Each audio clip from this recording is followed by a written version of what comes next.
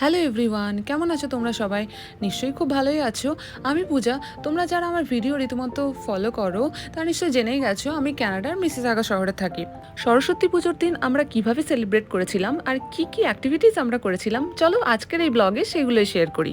ভিডিওটা একটু লম্বা হতে চলেছে, সো কাইন্ডলি প্রথম থেকে শেষ অবধি দেখো, কোনো রকম স্কিপ করা যাবে না কিন্তু।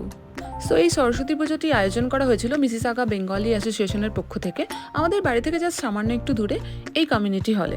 সো আমরা গিয়ে দেখেছিলাম যে ডেকোরেশনের কাজ হচ্ছিল আর সেরকম কেউই এসে পৌঁছায়নি, তাই আমি আর আমার হাজব্যান্ড লেগে পড়েছিলাম ডেকোরেশনের কাজে। তার কারণ আমাদের দুজনেরই এগুলো করতে খুব ভালো লাগে মিলেমিশে।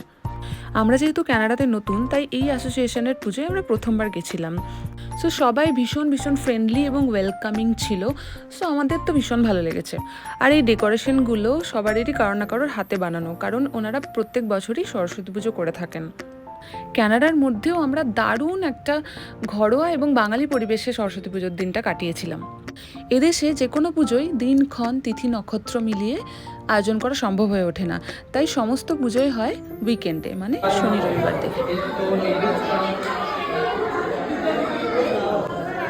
উইকেন্ডে যেহেতু স্কুল কলেজ অফিস সবই ছুটি থাকে, তাই সবাই মিলে যাতে পুজোয় পার্টিসিপেট করতে পারে এটাই হলো মূল কারণ।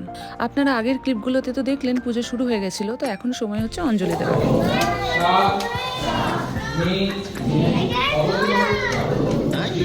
কানাডাতে কিন্তু কোনো ঠাকুরের প্রতিমায় বিসর্জন করা হয় না, রাখা হয় বাক্সবন্দি করে।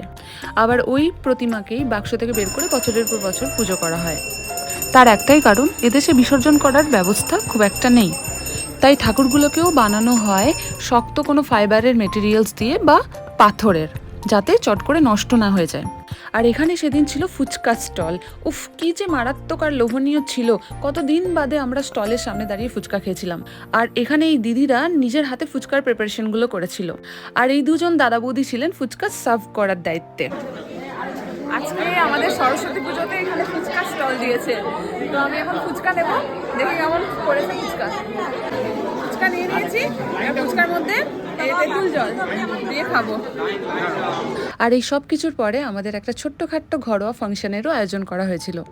ওনাদের সবার অনুরোধে আমিও একটা পারফরমেন্স করার সুযোগ পেয়েছিলাম। ছোট বড় প্রত্যেকের পারফরমেন্স ছিল দুর্দান্ত। চলুন এক ঝলক দেখে নিই।